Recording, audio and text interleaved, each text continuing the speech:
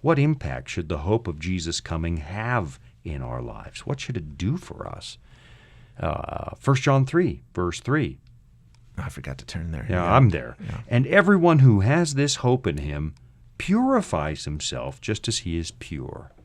So again, it's not a matter of putting a checklist. This is not done by rote effort. We keep underlining this, but that's because so many people have a tainted view of how it works with God.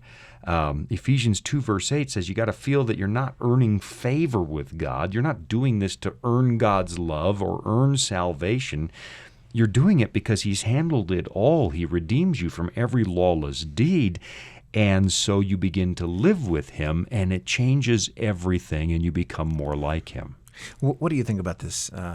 Some people who say, well, we're sinners. It is what it is. When God comes, He's going to transform me, and at that point, I'll have love in my heart. At that point, I'll want to do good things.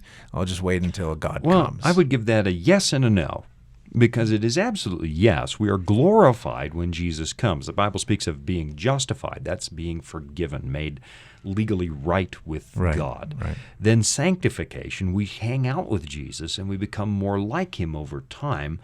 But then glorification, God removes sin forever, temptation forever. So there is a moment when that propensity, everything changes in the presence of God forever and sin's permanently eliminated.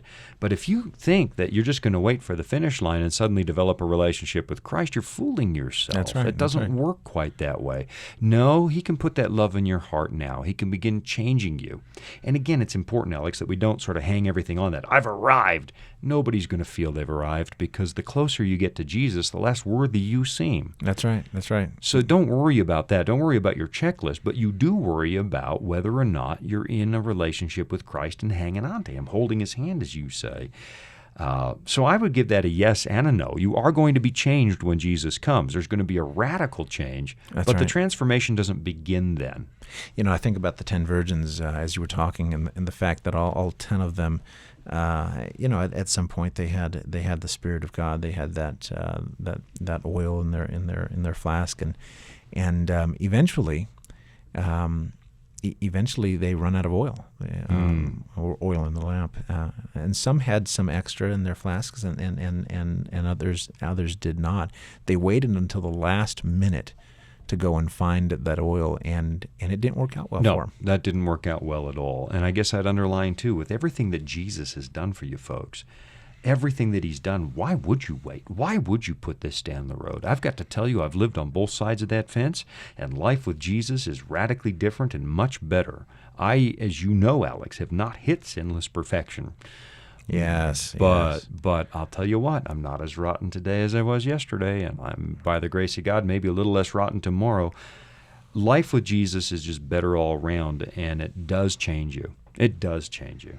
Yeah, and I'm still in that Titus verse. I hadn't moved my Bible, and I'm still looking at that, looking for the blessed hope and glorious appearing. And I guess the appeal that I would make here is it is glorious. It is glorious to walk with God.